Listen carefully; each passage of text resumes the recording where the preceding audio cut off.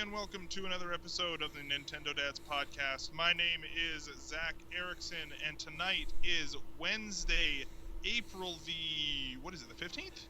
15th, Yeah. sure. It's tax Yes, it is. day in the U.S. of A. Oh, hey, there you go. Joining us tonight is Justin Masson. What's going on, Justin? Nothing much, gentlemen. It's a Wednesday. I am happy to be here with some of my favorite people of the intranet. The intranet? Like, isn't the intranet like your home network? It Yes. is. I feel like you are part of my home network. It's just Aw. that close. Joining us as well, before I throw up in my mouth, is Jesse Waldak, co-editor-in-chief of VGTribune.com. What's going on, Jesse? I'm hoping to expand my intranet when I get Google Fiber, which I found. I got notified last week that what I thought construction was going to be this summer, it is now going to be like November. Man, I look forward to the continued updates on that front between now and November. But I have this Absolutely. nice network rack hanging from my head. It's From your head? almost.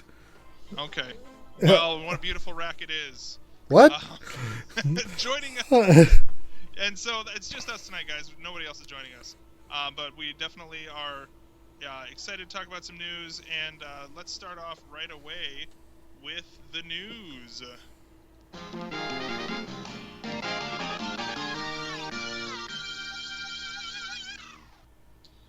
All right, so first thing on the news tonight, we have today, of course, like we said before, is April 15th, which, as you know, Iwata told us before that it is Smash Brothers Day. For those of you who got for those of you who registered both the Wii U and 3DS copies of Super Smash Brothers, you got an email today with two little codes in it, and Mewtwo is here, folks. There's also an update for both Smash Brothers for 3DS and Wii U. And yeah, it's here. Now, Justin, you don't have the 3DS copy, so you didn't get the code, right? I did not get the code, and I'm. You're gonna pay for I it? don't think I'll be purchasing Mewtwo as a standalone because you can obviously a little bit later in a couple months from now. It's actually a couple weeks, not a couple months. But... Oh, a couple weeks, yeah. So I'm thinking Lucas was a couple months from now. Yeah. You're not gonna buy him? I'm not. No, I'm just not into the hype train on that one. I like he's a Pokemon character. I've never really gotten the Pokemon series much. People seem to love him. Like I watched Roger's base yesterday night basically blow his mind that like, oh, the game is gonna Mewtwo's gonna be here tomorrow. I'm so excited, and I was like, I don't get it. Yeah. But that's just me, guys. What about you guys? You guys got some emails, right? I did. Did they say anything about life being like a what's that thing? Yeah. It's like a box of chocolates. You never know what you are going to get. Right. Okay. Yeah. Fishing. But you guys knew you were gonna get Mewtwo. You're right? fishing for audio clips now, are you? I'm even doing a That's fishing. called setting up, right? I set him up, Zach. And I just knock it out. Yeah. That's really right. Well, I mean, yeah, it's for sure. So yeah, I did get the email, and Jesse, you got it as well, right? I did. I couldn't find it. It was, I literally have like 10 or 12 emails that my Outlook monitors, and every once in a while it stops telling me I have new Gmail emails. So Nice. I don't look there if it doesn't tell me that there's new, because I usually also check my Gmail from my iPad, and that this morning I didn't because I had to woke up and went right to work. Mm-hmm. And so I didn't notice it until like 10 o'clock this morning. Right. The emails came in around 5:30 my time. Oh, okay.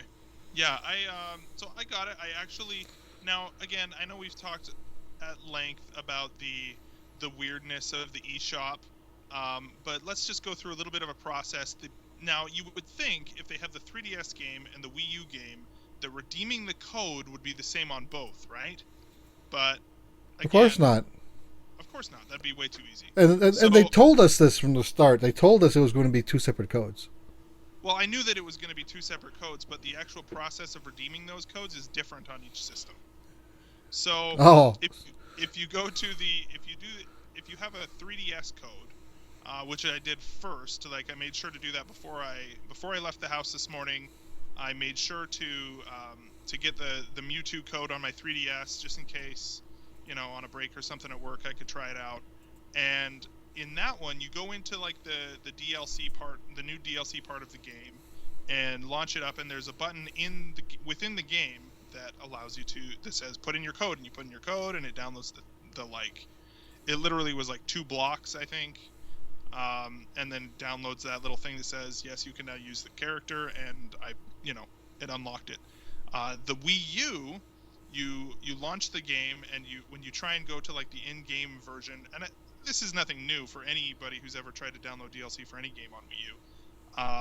It launches straight into the eShop, like the full eShop, and you have to launch out of like to the main menu where you can say redeem a download code, and then it basically treats it like a game update or something like that. It was really weird, and it took me a minute to figure it out, but And what I thought was weird is, so you're in the game, from the game you go to eShop, put in the code, download the key and everything, and then when you leave eShop, you're back in the game.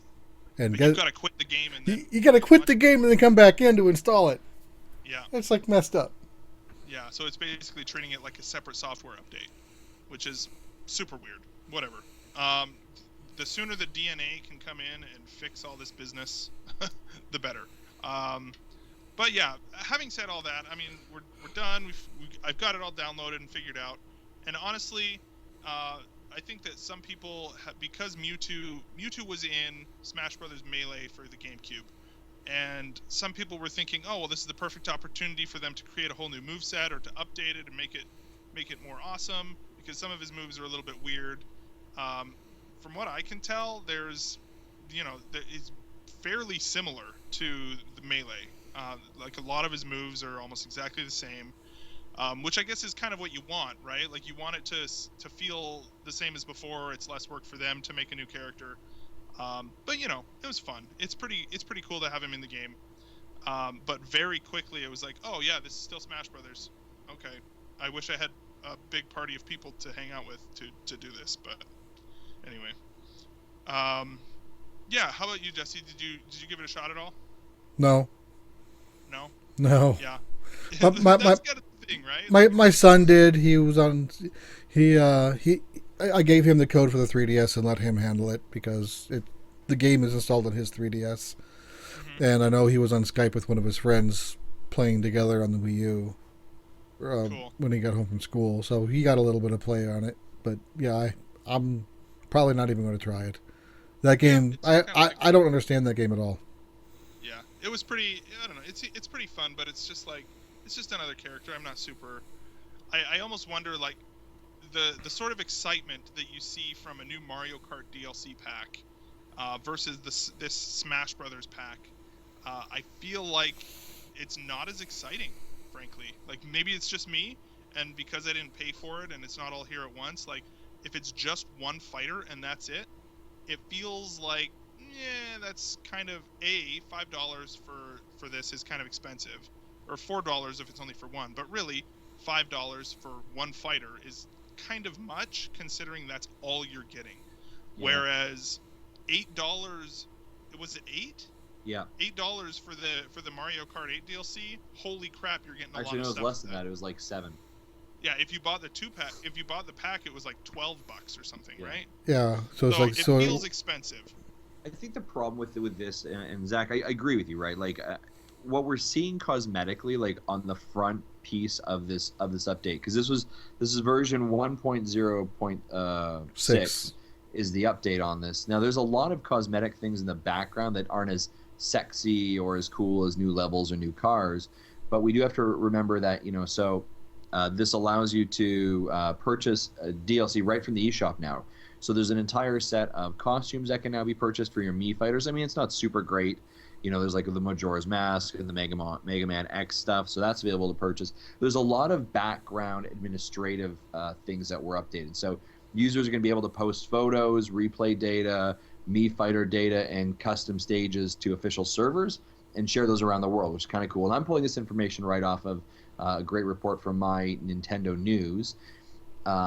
You're also be able to post photos and custom stages to the Miiverse within it. Users can exchange photos, replay information.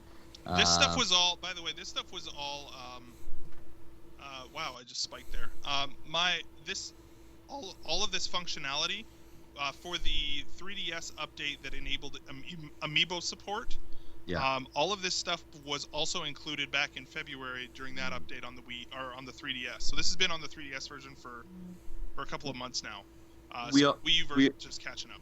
Yeah, we also saw 6 new 8-player stages added, which includes Delfino Plaza, Port Town, Aereo Drive, Woolly World, Orbital Gate Assault, Wii Fit Studio, and Pilot Wings.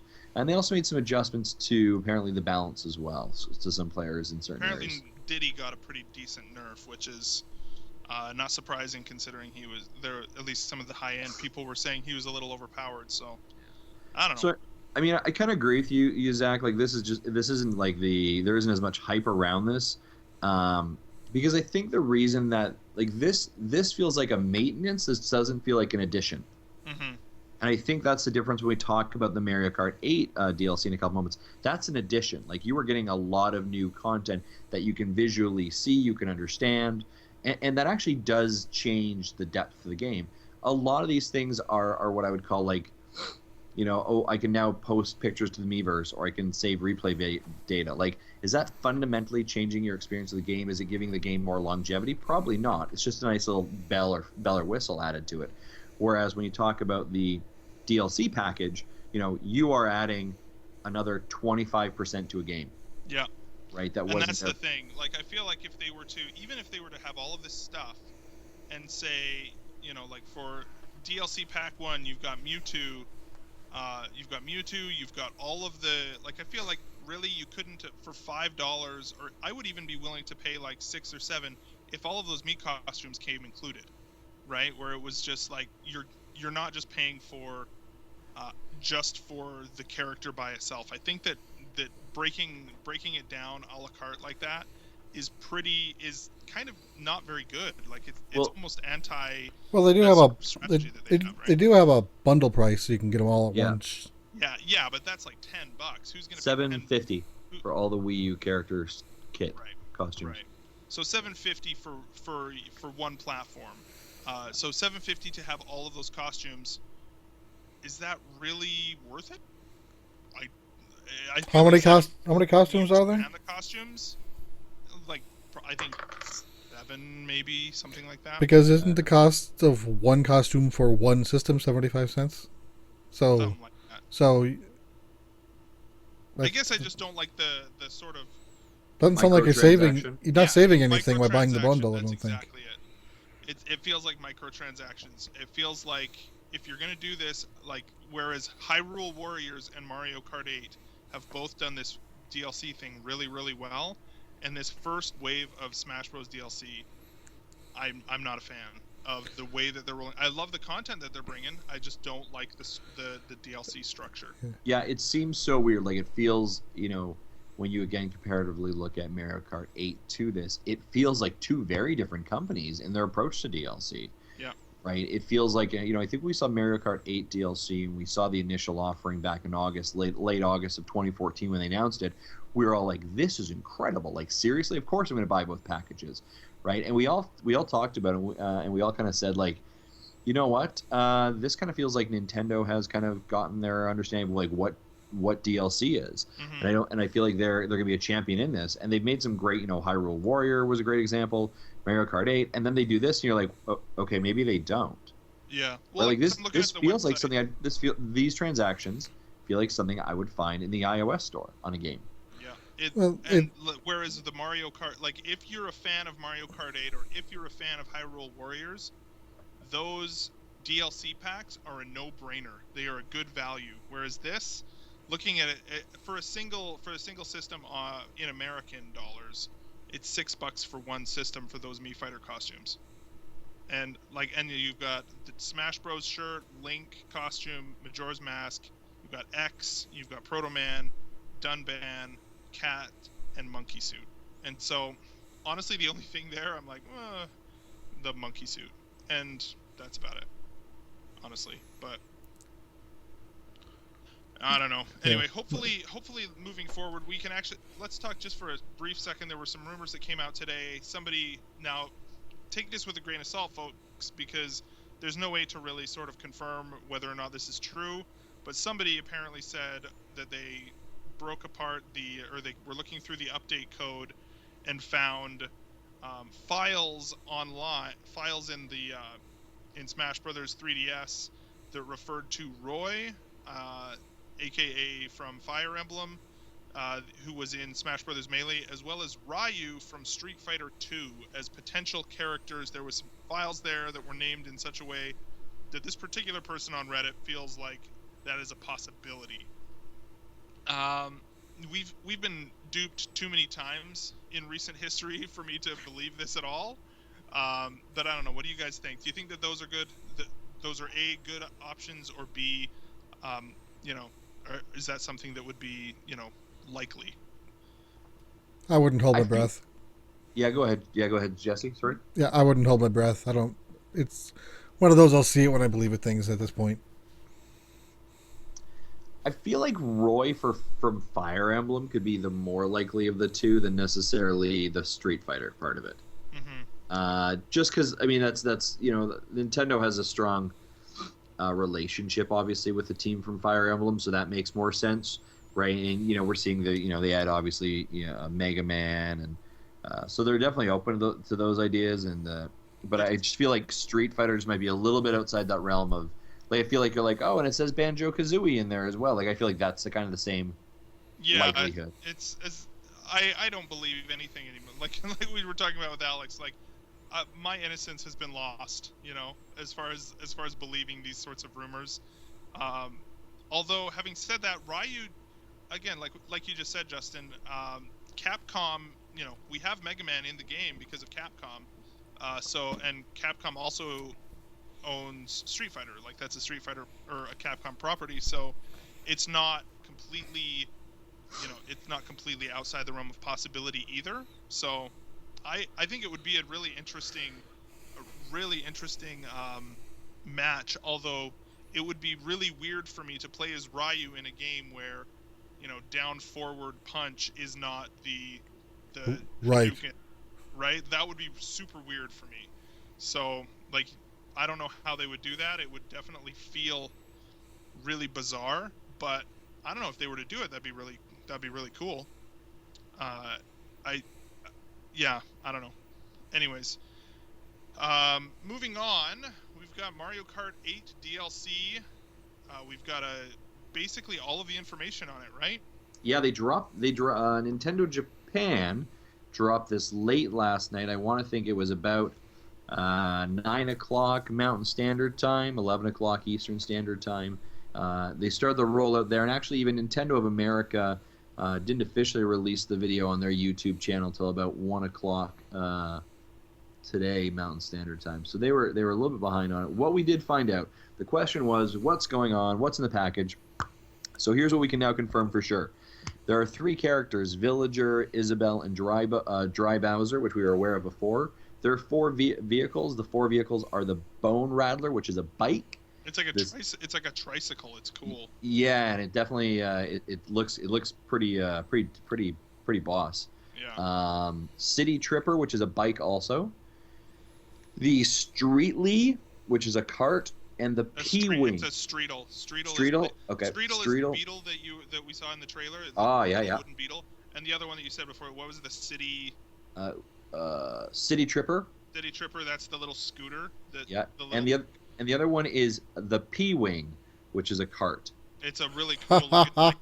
It looks sick. It looks like Speed Racer's car, is what it looks like. Go, It's Speed Racer, go! So the levels that we got were the Animal Crossing one. The big thing with that one is that the seasons change, and we've seen this Animal Crossing one they did in the recent Direct.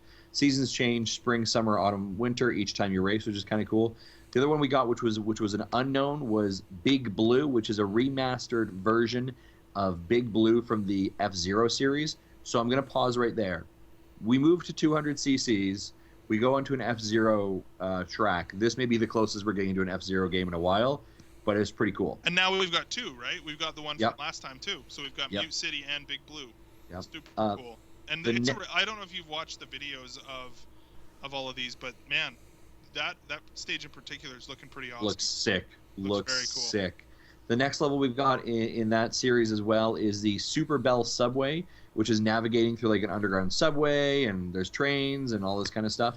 The one after that is called the Wild Woods, which is a giant tree land, which there are toads and shy guys that live there, so it's kind of cool. That one's cool because that one actually has you starting, like the starting line is everybody is lined up in anti-gravity mode going straight up the tree. It's pretty cool. Yeah. The next one after that is Baby Park. Now, this is from the GameCube. Yeah. I love this stage on the GameCube version. This is the one I saw the most talk about on Twitter.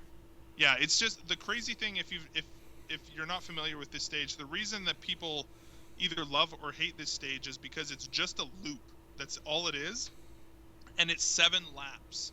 So basically, what happens is that by the end of it, and I mean it, especially in like 200cc mode, I bet you that your lap takes maybe 10 seconds.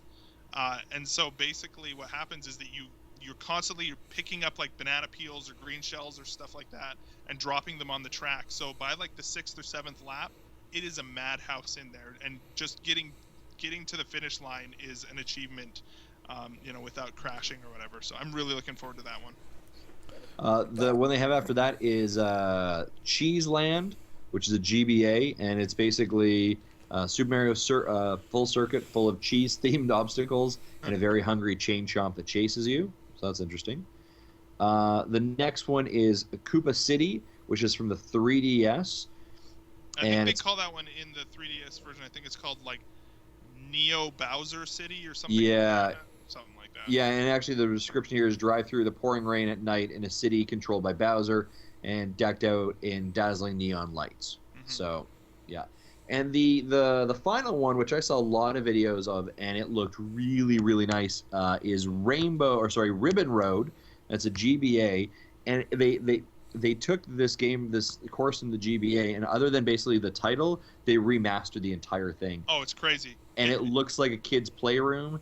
It's kind of themed after like the Mario vs. DK series, honestly. It does a little bit, and they have some nice like tips to the homage. Like, it's very much a kid's playroom in there. You can actually see a Woolly World amiibo sitting up on a shelf. There is a Kung Fu Panda movie poster that was replaced with one of the turtles from. I didn't see that. That's there's a lot of stuff. I spent a fair bit of my day today looking at some videos. Check out Game Explain videos on YouTube. They do a great job, and they actually broke down a lot of these scenes. There's some great little, especially on the Ribbon Road level. It looks just beautiful. So that's coming out. That's coming out next, the 23rd. Plus, we move to 200 cc's for Grand Prix. Obviously, it's after you've completed the 150cc Cup with gold medal. And then it's also going to allow for 9 different amiibos to unlock racing suits, which includes Wario, Pac-Man, Olimar, Bowser, Sonic, Toad, Villager, Rosalina, and Mega Man. So there's tons going on in this series. By the way, if you haven't seen the Bowser costume, he's got like full-on leather biker gear with like a Bowser-themed helmet. It's awesome. Nice. So it's Wario, like Mario? Is that how it goes? I'm going to come through this computer and I'm going to slap you. Oh, man. Harsh. Yeah. Uncalled for. I know, right? Are you guys excited for this DLC? No, I am. I'm I am so stoked. I'm actually really excited. I don't know what it is, but I'm not feeling quite as excited as I was last time. But Sure. That's probably because Animal Crossing is just a little bit more mellow of a theme, I'm not as excited about having like Animal Crossing characters. Not that I'm against it. It's just that it's not as Roger would say. I don't know why we always evoke Roger on this podcast, but he's awesome. Like it's just not as hype. It's just not as exciting. Yeah. But it's still going to be really fun. And I think the 200cc is going to change the game a lot, and I'm really looking forward to that. So we'll definitely. Next weekend, I feel like we're gonna have to get online, a bunch of us, and play some Mario Kart for sure. Yeah, we're heading to Jump on Baston. Skype. That's right. I forgot about that. Here's the thing, right? It's almost been a year since this game was released, And Nintendo is drawing us back to the game almost 365 days later, giving us content that is some of its remastered content, some of its completely original content, and is getting us to play this game that maybe we put away a couple months ago. Okay, here's a question. Kudos. Yeah. And for a DLC pack that's really reasonable. And here's the other thing. Not only did they say, here's a DLC package, they're like, oh, you know what? Here's another fun thing. Let's go 200 CCs, y'all, and see what happens. Right? Let's fundamentally change the game and how you control it. Because you can become a master at 50, 100, 150, and you feel like you're ruling forever. But now you're trying 200, which changes everything. Right? So, like, I think this is just sweet. Like, this is so smart. This is one of the things I'm probably the most excited for this year has been their DLC package. Mm-hmm. So here's a question for you. Yep. Is this the end of Mario Kart DLC? That was my question to you, sir. Darn you, darn you. I think it is. You think so? Okay. I think it is. I hope it isn't. Let me just qualify those statements. I hope it isn't, but I think it is. Because I think here's what they're going to do. They're going to spend that effort and that time now and move it to a team like the Splatoon team and make sure that their online infrastructure is solid and make sure that they're rolling out DLC packages or content or whatever. So I think they're just going to they're going to move people. If we get it, like, now let me pause. If we get another DLC package, I would love that. Mm-hmm. I'd be over the moon, and like if they said in August, hey, by the way, we've got another 2 packages for you to buy, like, then just keep this hype train going. Yeah, absolutely. I was seeing on Twitter and stuff, people are like, I would love to see a Metroid level. I'd love to see a Pokemon or a Pika. Gosh darn it, seriously, a Pikmin level. Yeah. So there's a lot. I think there's a lot they could do. I just think that, like, what's the return? Do you know what I mean? Yeah. Like it's the diminishing returns. You're getting people to buy the DLC packages, which is awesome, but is that enough to justify another team to be moved onto a project like this? I don't know. Yeah, that's true. I think I was going to say that I think they're going to do more, but I feel like you're probably right. And another reason why I think you're right is that kind of is a tip off to that is that one of the amiibo characters one of the amiibo costumes that is in this update is Olimar, who doesn't come out till September. So So I feel like, and after that, if you think about the amiibos that have not been released yet, are there any of them there that would be good, like DLC or like good, Mario Kart costumes? Probably not, right? They've got a ton of great stuff there. I think you're right. I think that they probably are done. Yeah. But again, I would welcome more. Yeah. So, having said that, moving on to the next sort of the last question I have about this is what lessons, and maybe this is more appropriate for maybe a couple weeks from now we can revisit this, but do you think that Mario Kart 9 will be like a Super Smash Kart instead, having seen the success of what this sort of bringing in all these other characters into Mario Kart has done for the franchise and excited a lot of people? Do you think that they would try that next time instead of just Mario characters, that they would expand it to the whole Nintendo universe, I guess? Jesse, do you want to answer first?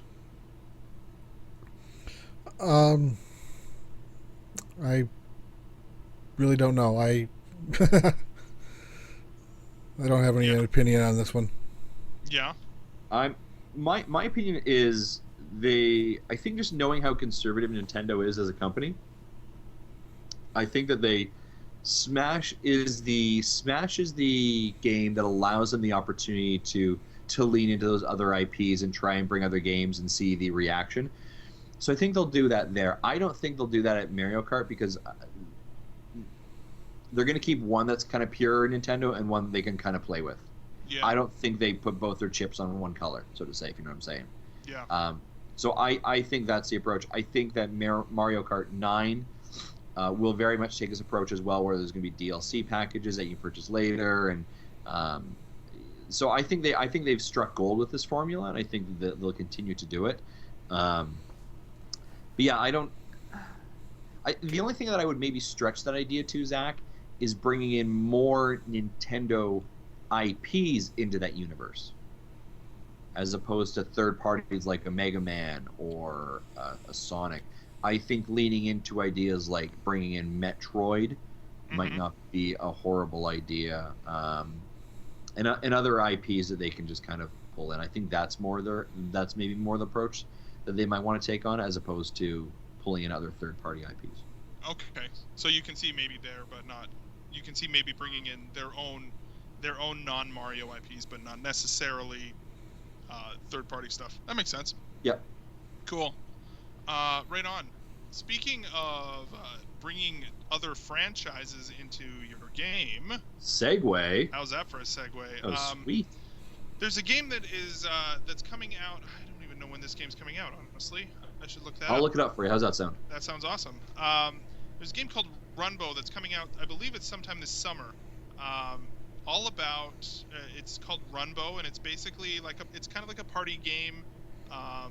Honestly, looking at the trailer, I don't even necessarily really know what if it's like an endless runner, or like some of it kind of looks like Smash Brothers. I thought it was a fighter. Yeah, it kind of looks like I think is kind of a combination of both. Yeah, it looks like there's multiple types of gameplays involved. Yeah, but I mean, and back at PAX, there was actually, it was at PAX or PAX East or PAX Subterranean, I don't know. They were playing it, and this actually got a lot of really great buzz. Runbow did, and so it was kind of on my radar anyways, even though I don't ever really have a lot of people over to play games like couch style, but it looked interesting to me. And then the other day, on the 13th, which was on Monday, they announced, or they started releasing all these different things on Twitter, like, oh, by the way, Shovel Knight's going to be in the game. And then as the day went on, they kept announcing more and more characters that were going to be in the game as guest characters. And essentially, it's like an indie Smash Brothers sort of deal almost here. Yeah. So now both of you seem to, like, by the end of it, you were saying you were basically having a seizure. Yeah, so I would say this. By the way, I checked on that. The release that IGN has posted is June of 2015. Okay. They don't have a release date, but just the month. Yeah, I mean, I think it has a very definitive art style, which I think is kind of cool. It's very bright and vibrant colors. But it was kind of just bright flashes of colors and movement. And I don't know if that's just the trailer or the actual gameplay.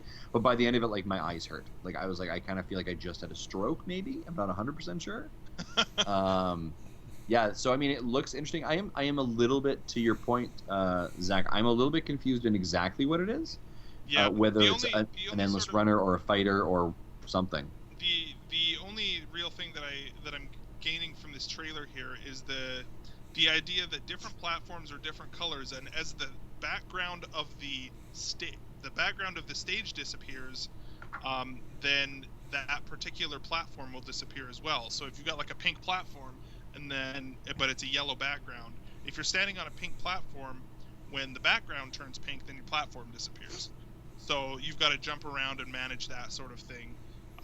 And otherwise, it's like survival and sort of a big gameplay like that. But it seems pretty cool. Now, the list of characters that they announced are going to be in the game are Shovel Knight from Shovel Knight, Commander Video and Commander Video Girl from Bit Trip Runner, which, by the way, if you haven't played Bit Trip Runner 2 on the Wii U eShop, it was one of the first games that was released on the eShop on Wii U. It was honestly probably the first game I played on the Wii U. Great game. It's so good. It's one of my favorite games on the Wii U, honestly. And you get to hear Charles Martinet's real voice. Yeah, that's right. And then Rusty from SteamWorld Dig, Juan and Tostada from Guacamelee, Scram Kitty from Scram Kitty and his buddy on Rails, and Swift Thornbrook from Sports Ball.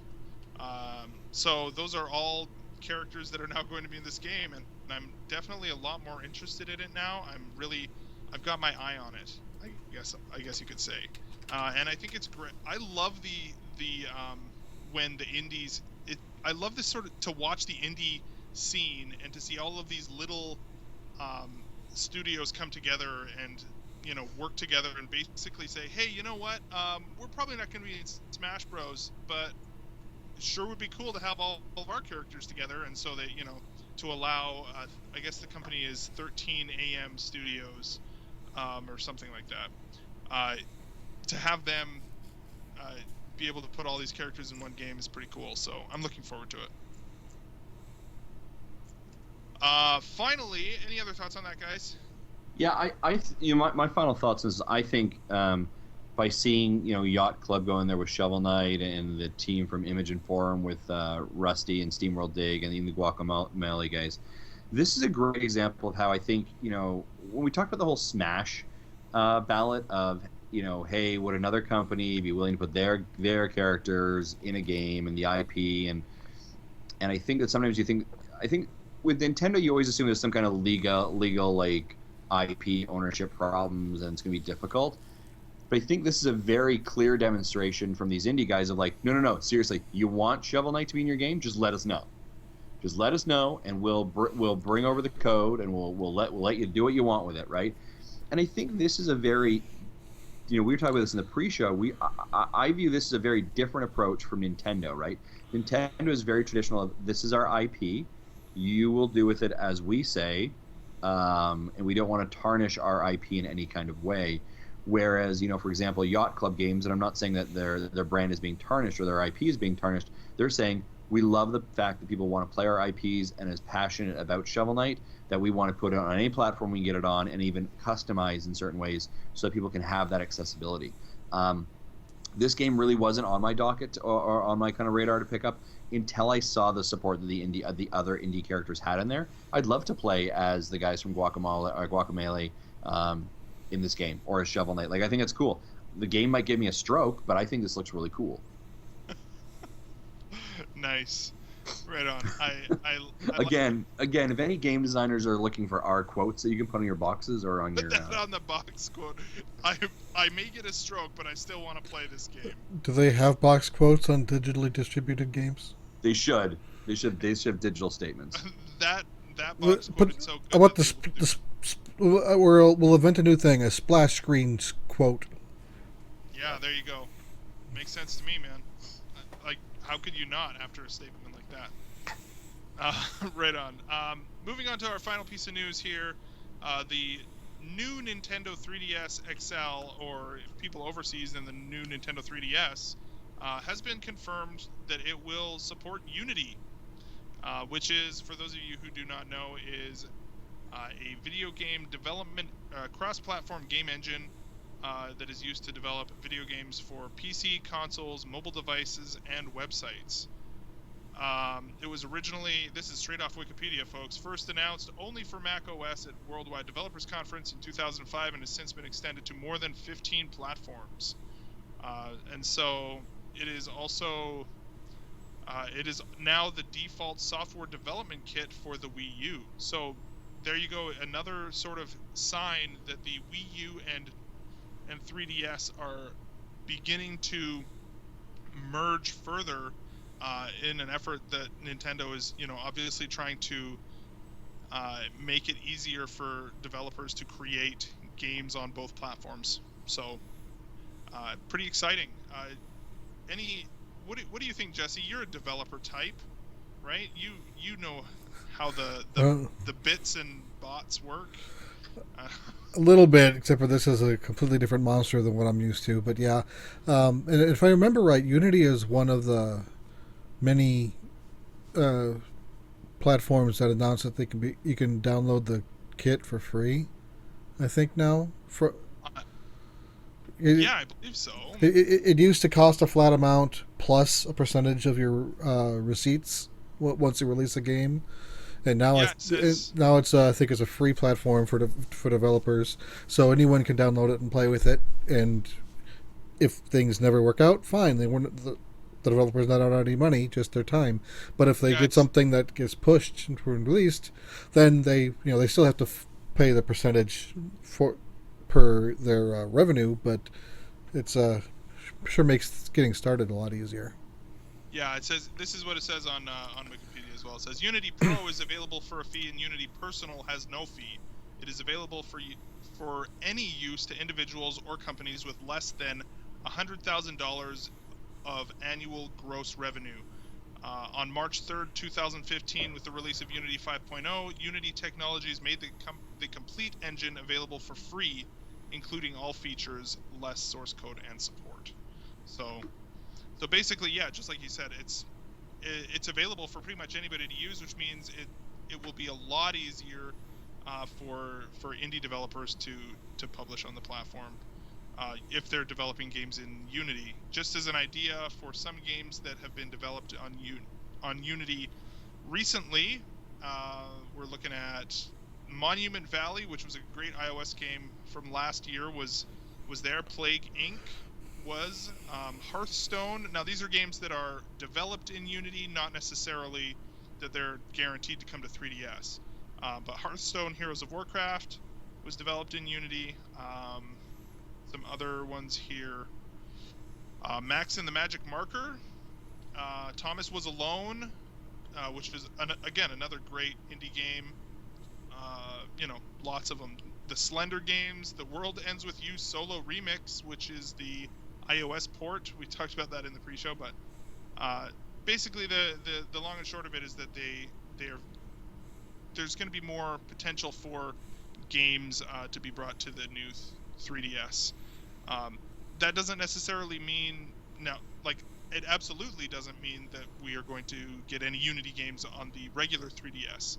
This is only on the new 3DS because of the hardware bump. So, yeah, I don't know. Justin, what are you thinking about this one? Excited? I mean, there's not a whole lot that we know as far as specific games that are coming, but pretty. Yeah, I think my thoughts are, Unity there's been some great games that have been put on the Wii U through the eShop on the Unity engine. Teslagrad is an example that comes to mind that I've been playing. So I think just the fact that it's another platform for developers to make it easier to put their content on the 3DS, I think is a fantastic sign, right? I think it's another example of just Nintendo trying to make it easier for developers to put their content on their system. And I think to your point that actually, Zach, you made earlier, just showing there's more unification between the Wii U and the 3DS. So now it's kind of, I think we will see some games already kind of that you may already be able to get on other systems very quickly be ported over to the 3DS, the new 3DS, obviously. Mm-hmm. So, yeah, I'm excited. Very cool. All right. Well, let's head into what we've been playing.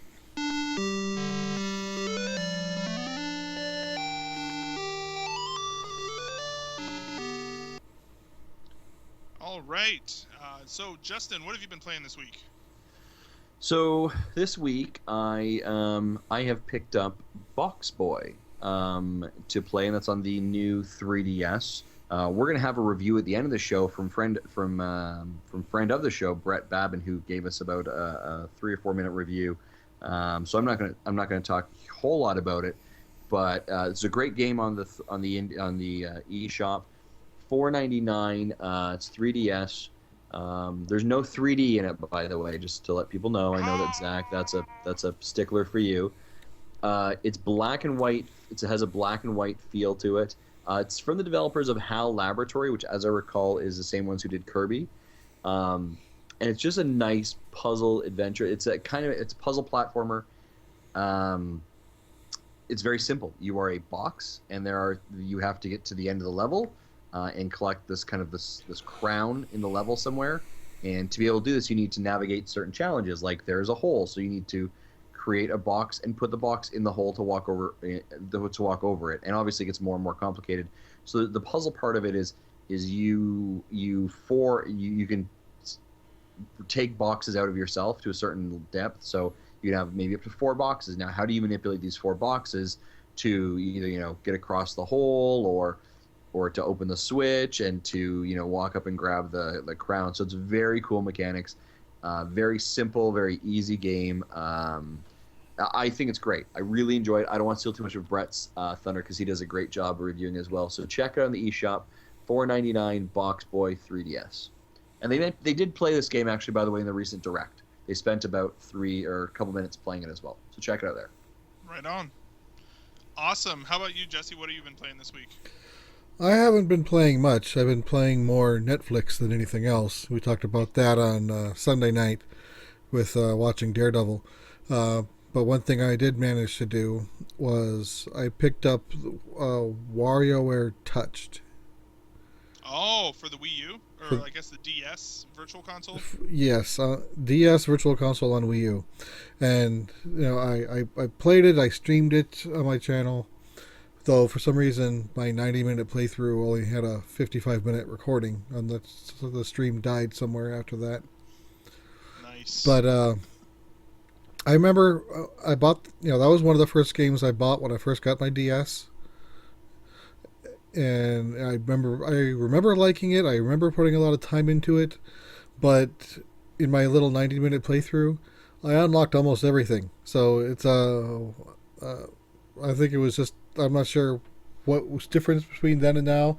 Either I didn't have much else to play, so I just played the hell out of it, or I don't know. But I remember the two or three characters that I did like and had a little nostalgia there. But after that, it was like, yeah, this is a quick game. Huh, crazy. So is it did you ever play Rhythm Heaven for the DS?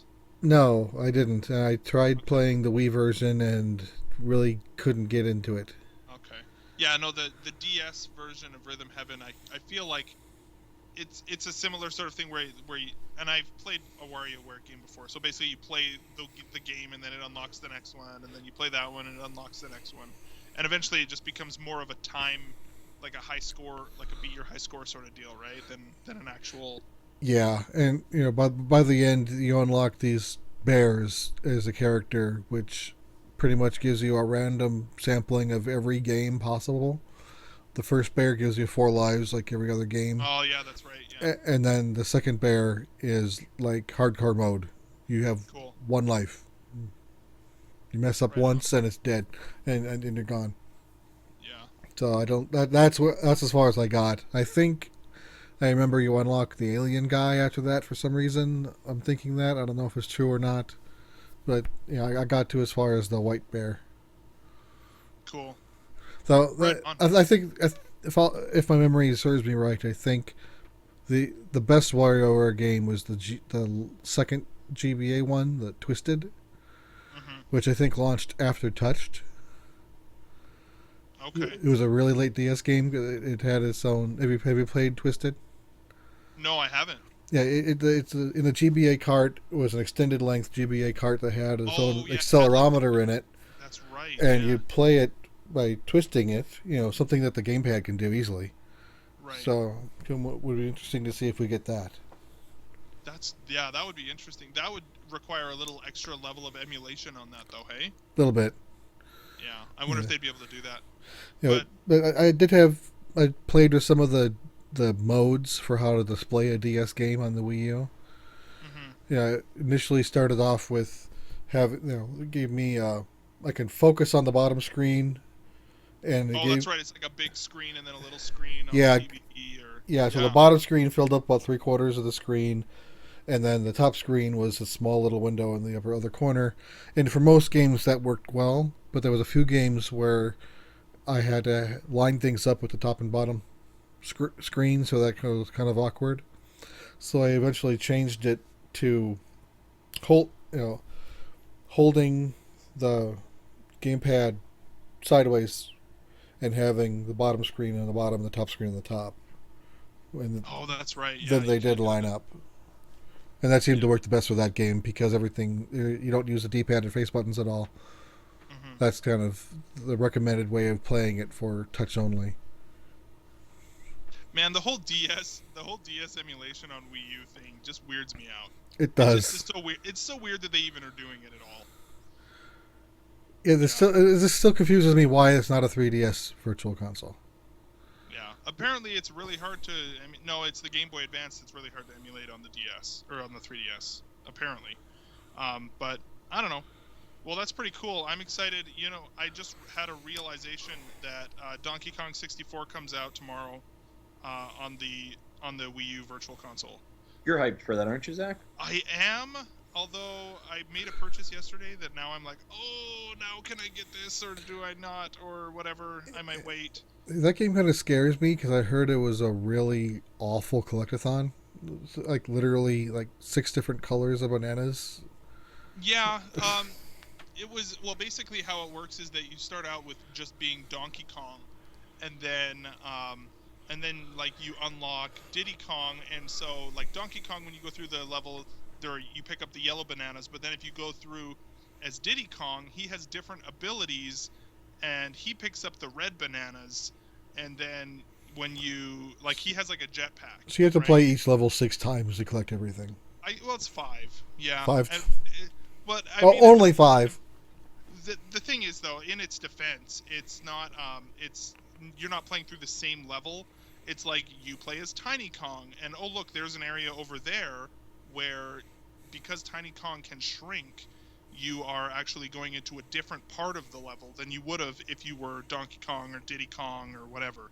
So each character has their own abilities that allow them to explore that particular level into a different location. So it's not like you're going through the same thing over and over and over again. Although you are seeing some common areas as you play through with the different characters. I don't know. I remember playing through it and having a really good time with it.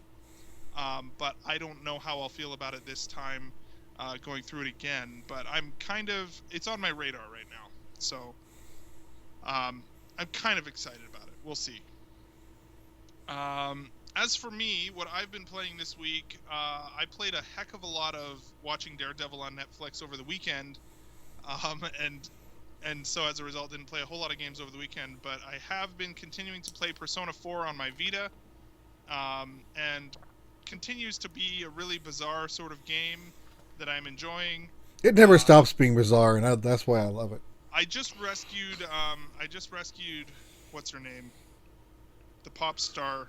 Rise. Yes. And yeah, just talking about how she's going to show her nakedness to the world on TV, like you do. And so just like all 16-year-old pop stars do. Exactly. Yeah. Nothing weird about, like nudity of minors. That's just cool, I guess. No, that it's an interesting game though. And I'm really looking forward to that, seeing more at E3, hopefully, about Shin Megami Tensei Cross Fire Emblem. If it all is basically a Fire Emblem Persona game, that would be awesome. I have also, now this is kind of a thing, and I want to hear from other people if this is you, that you do what I do. You go to the eShop and you hear the music of a game that you heard was pretty good, and you think, dang it, I kind of want to play that game.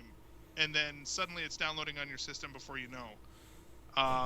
That is exactly what happened to me with Xenoblade Chronicles 3D just last night.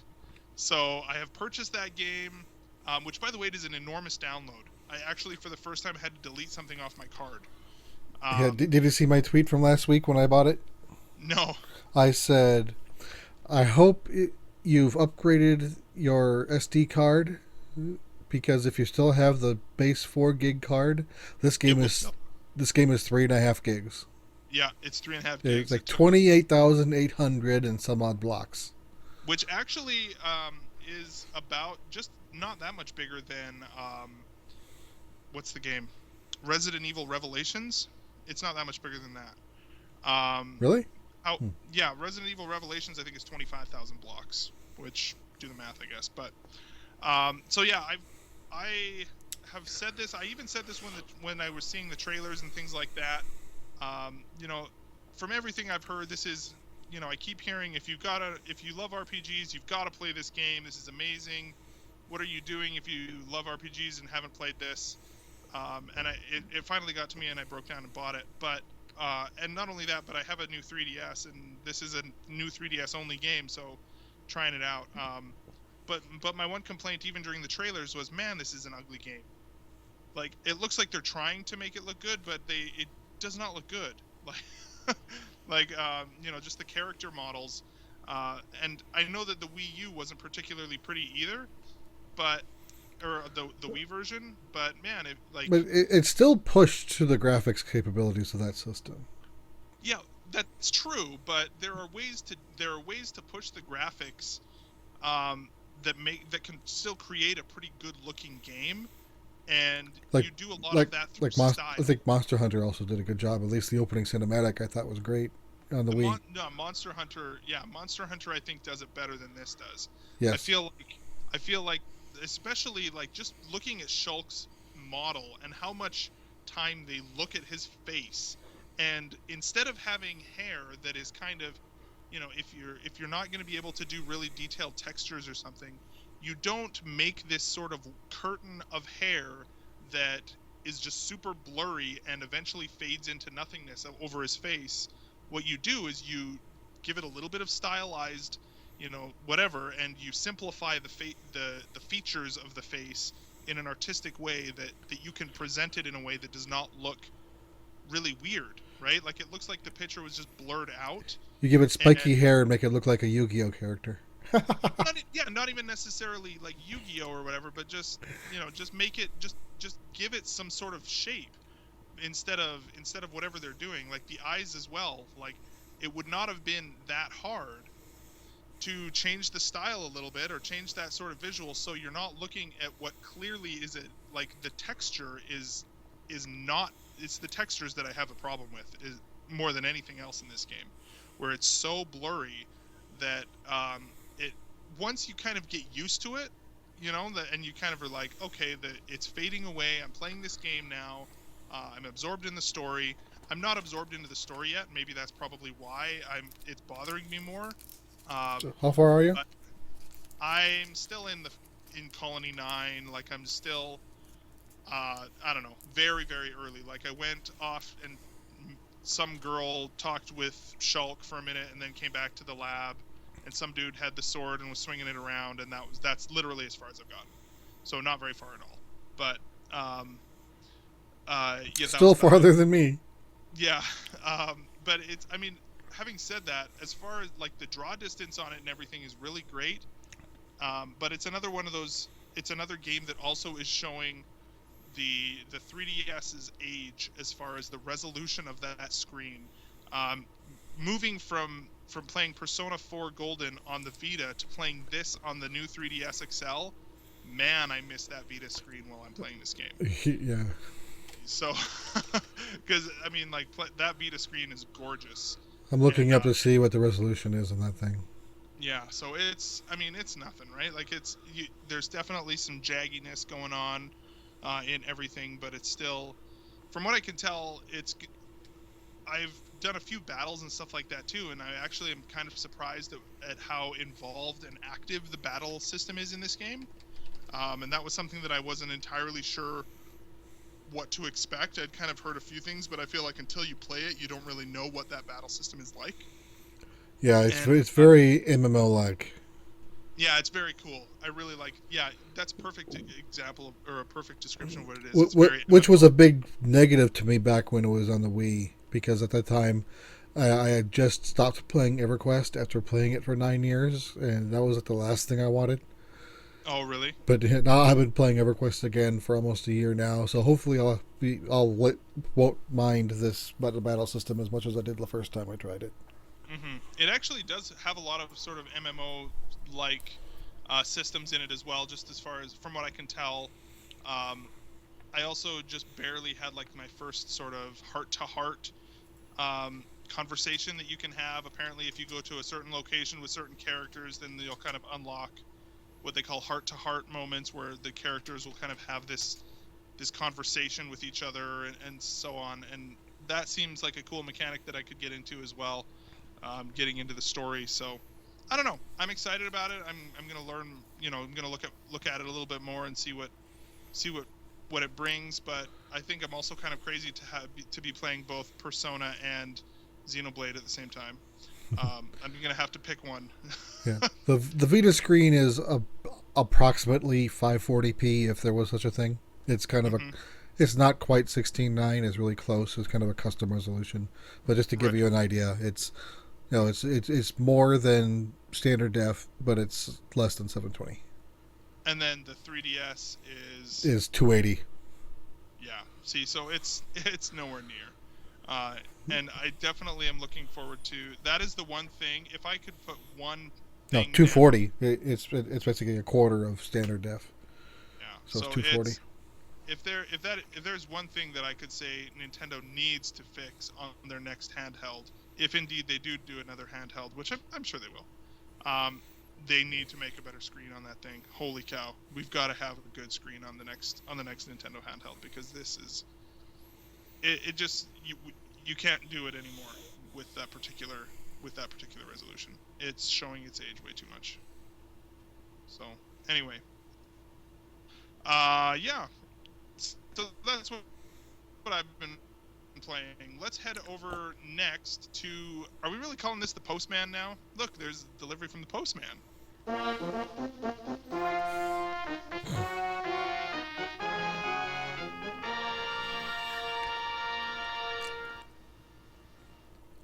Ah, yes. Did you see that skinny guy with the flag run by?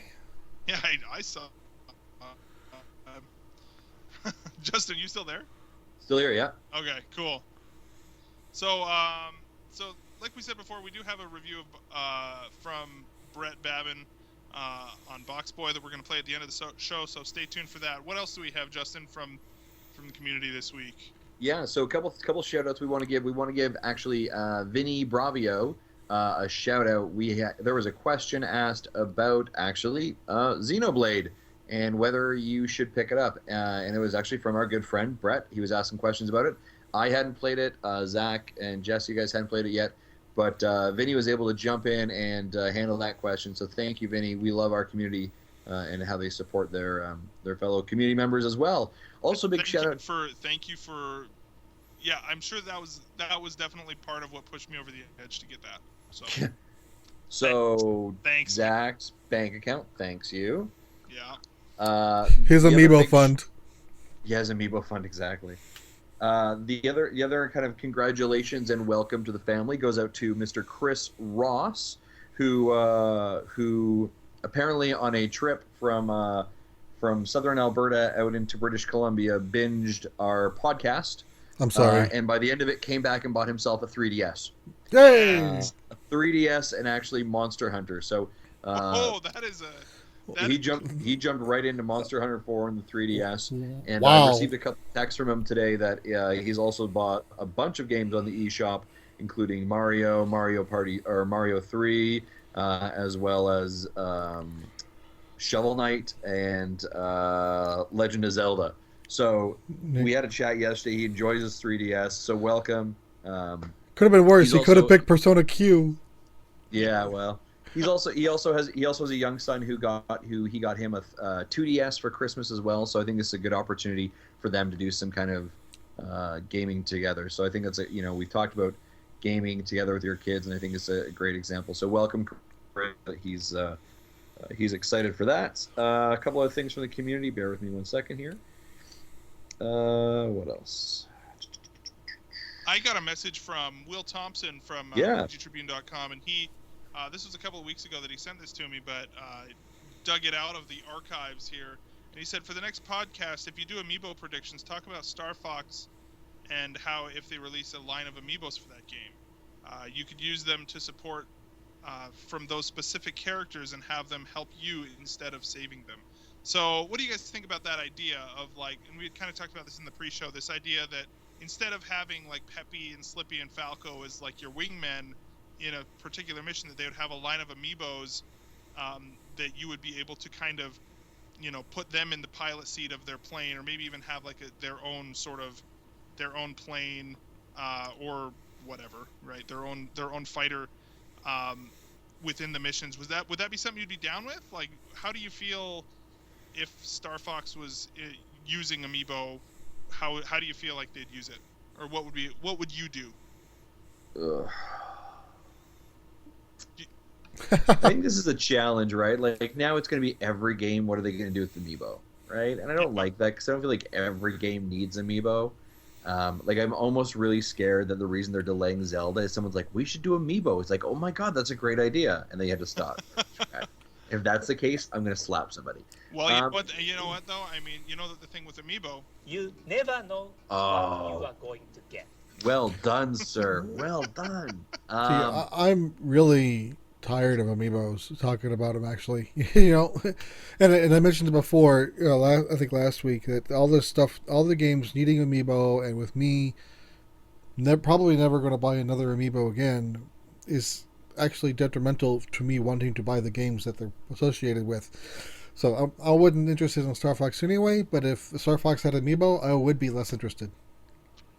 I feel like what they may do is something similar to their approach with Splatoon, where maybe they come with a different, they release a line of 2 or 3 amiibo for the game, and then you basically have the option to, there's little side quests or something. Maybe there are additional characters that you could have,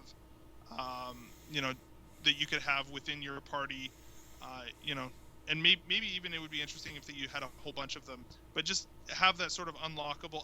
I really actually do like the amiibo integration in Splatoon so far, where it's not essential, but you are getting a little bit of extra boost if you have an amiibo. I like it.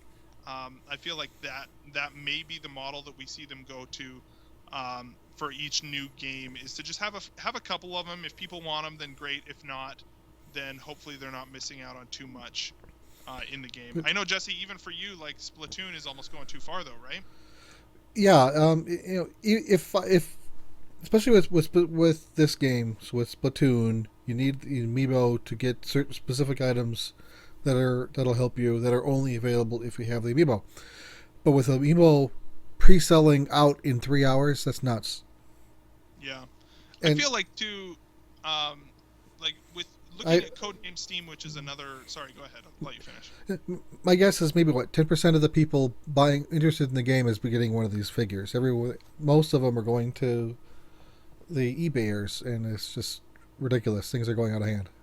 Yeah, I feel like the way that Codename Steam has done it is pretty decent as well. Like the interesting thing, having played enough with in Codename Steam, the amiibo characters, at least Ike, he has abilities that are kind of similar to other weapons that you may have in the game. He doesn't change too much about your strategy. Like, you could do things for the most part. It's not like he's introducing this groundbreaking new thing in the game. He's just, look, it's a dude with a huge axe instead of somebody with, a different weapon instead.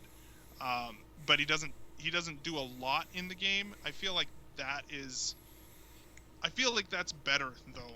And kind of going back to Star Fox, I feel like it's the kind of thing where, yes, you're adding value maybe, but it's locked behind this plastic paywall. We've had this conversation a million times now, but so again, I didn't play Codename Steam, so I don't know if it changes much in the end game. But based on what I played in the demo, I would think a melee weapon would be bad. You want ranged weapons. Yeah, I mean, him in particular, he's got a lot of health, and so it's not as bad. He's kind of like a tank. So he's your tank. That kind of makes sense. But if tanks are only good if you can heal them. Yeah. Well, yeah, and that's the thing, right? Is that you heal him, or a lot of times what I would do is I would run in with Ike, and his melee attack also had knockback, so you could use his axe knock people back, and then after you had knocked the characters back with his attack, lay mines right in front of the guys, so then when they would come and try and attack Ike during that turn, then they would just blow up when they hit the mine, and then whatever, right? So all right. So at least he has other abilities to make it tactful. So exactly. Yeah, he did have another ability. I can't think of the word I'm looking for, but you know what I mean. Yeah, and you could his other ability was a really long range weapon. Like, he would throw his sword, but it didn't really do any damage. It just had a lot of knockback. So it was interesting. It's a similar sort of thing where there was a lot of strategy involved there. But again, I feel like if you didn't have him, you weren't missing a ton. Like, you weren't, like, it was cool to have him in the game, but and that's kind of how I feel. Like, Justin, that you've played Mario Party 10, and they made it pretty essential, right? Well, yeah, I mean they literally have an entire, of the 3 levels you have Mario Party, you have Bowser Party, and you have Amiibo Party. Those are the 3 kind of modes you get to choose from. You don't get to play Amiibo Party without an Amiibo. Like, no party for you. So if you look at those modes, literally a third of the modes are you definitely need an Amiibo for. So that is a paywall for sure. It's a paywall, and even at that point, so you need an Amiibo to unlock that. But then if there are 4 of us playing, you need 4 Amiibos. You can't have the same Amiibo. Because it's just like a piece on a board game. Not everybody's moving the dog on Monopoly, or else it's the boringest game in the world. So you all need to have a different Amiibo. So yeah, you're looking at 4 Amiibos right there. Oh yeah, look at that. That's $60. Yeah. Right. So on top of a $40 game. On top of a $60 game. Is it 60? Okay. Mario Party is a $60 game. So here's the thing then, and I think this is kind of the concern that I'm hearing everybody bring up is, it's fine if this is like an occasional thing, but it's not going away. We've said it before. Amiibo's not going away. In fact, it's probably here. As long as people keep buying them, they are going to become more and more. If Nintendo wants to keep doing this, they need to fix their supply problem. Yeah. But I mean, I think a game like Captain Toad Treasure Tracker is a great example of it's a $45 game with a great price point for it, where you were not stuck behind that paywall. Right, you could complete that game fully all the way through and feel like you received that $45 value and more without the Amiibo. But then when they released Amiibo, which was released 2 months after the game, it was just like, hey, a great way to kind of go back and retry some different levels. Here's a nice feature, right? And they add it. So it's kind of like this like cherry on top, as opposed to the entire cake has to be it. And I think that's the strategy that Nintendo needs to find. To be honest, Zach, I think that's Codename Steam is an example of cherry on top, right? You don't need the Amiibos. There's kind of a nice little feature of like, oh, that's kind of cool. So yeah, having said that, like if Star Fox were to take the Codename Steam approach, then I can definitely see them having, like, instead of Codename Steam, you get the Fire Emblem characters. In Star Fox, you can have Samus on your squad, or you can have Pit on your squad, or you can have Captain Falcon on your squad, stuff like that. I feel like that would be okay. That would be awesome, because you're not going to be missing anything. Maybe different characters have different stats, or something like that, and have that sort of play into it. But in the end, that would be interesting if they all had different dialogue trees. Mm-hmm. And I mean, even there's a game that a third party developed that used Amiibo where it was a plane Ace Fighter, I think. Ace Combat. Yeah, Ace Combat, where the plane became like the skin of the person. So it was like Luigi, so it was all of a sudden like a green plane with like Luigi painted on it. Mm-hmm. Right? Maybe that they do that in the fighter jets that are in F-Zero, they become painted like Mario or something like that, or have kind of a Mario skin to it. So yeah, they're gonna do something. But I guess I think the question that Will also asks is is it does it warrant a separate line of Amiibo just for that game of Star Fox characters as well? I can see them doing if they were to do it, I can see them doing like the 4, right? Yeah. So like Fox, Falco, Slippy, Peppy, done, right? We don't need a million of them. Like, I really hope they stick to the classic 4, by the way. Like, I hope we don't get like Crystal or someone else. Like, stick to the classic 4, and that is what I want. And I would be game for getting some sort of super cool Amiibo of that, but we'll see. And also keep in mind that by that point we will have a Fox and a Falco Amiibo from Smash Brothers already by the time that game comes out. So that will definitely be a thing at that point. So anyway, anything else, Justin, that we've got on the? No, from the post, man, I think those are it. Right on. Well, having said all of that, let me get our music in here for our. There it is. Right on. Well, thank you everybody for listening to this episode of Nintendo Dads. Justin, do you have anything to add before we head out here, or Jesse? Any final news? Keep tuned to our social media channels next week. We might be having a very special guest come on. We don't want to release it right now, but we're in works right now with someone. We're very excited, but you'll know more as we know more. So keep an eye on that. Yeah, and I mean, I know we say this every once in a while that we're going to have a guest. This is one that if it works out, you are not going to want to miss it, and you're going to want to tell your friends, and it's going to be amazing. So I'm super excited about our potential guest. Yeah, when I told Zach, I received a text back saying I might have just peed myself a little bit. Yes, no, yeah, for real. Like, I don't know. Anyway, super excited.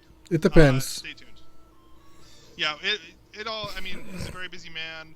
I know that he was shooting Star Wars a little while ago. You know, and I mean, you know, that's the way it is. Get off my plane. I don't know. We'll see. But What? Harrison Ford may be on our show next week. Just saying. Not really. But absolutely, thank you everybody for listening to the show. You can follow us on all of the social media networks. Follow us on Twitter, Facebook, Instagram, Google+. Did he shoot first? He did possibly shoot first. Twitch.tv/Nintendo Dads. Email us nintendodads@gmail.com. Call in and leave us a voicemail 929-25-NDAD. That's 929-256-3237. If you want to leave us a voice review, any sort of review, whether that's on an MP3 on your phone, or if you record yourself on YouTube or whatever, we'll figure out a way to get it on the show. Send us a link. We don't care how you get it to us, but if you want to do that, let us know, and we will work it out. Of course, big thanks to OC Remix for music in the show. Carter Johnson provides our awesome artwork. That's megacarter.tumblr.com.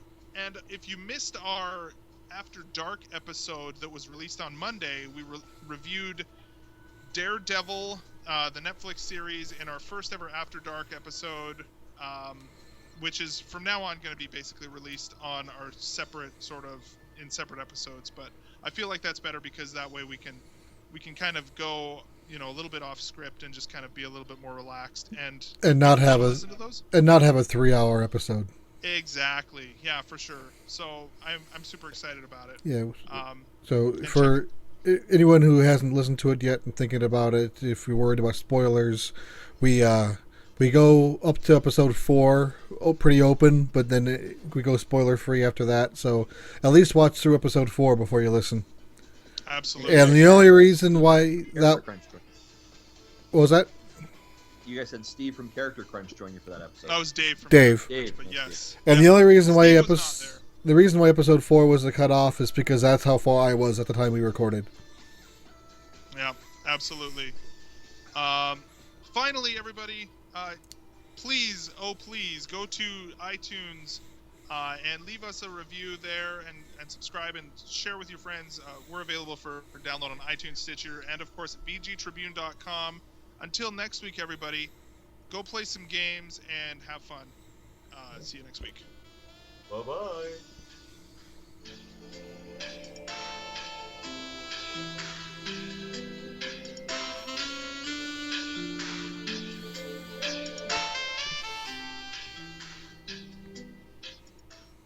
Wow, that got really classy at the end there. It sure did.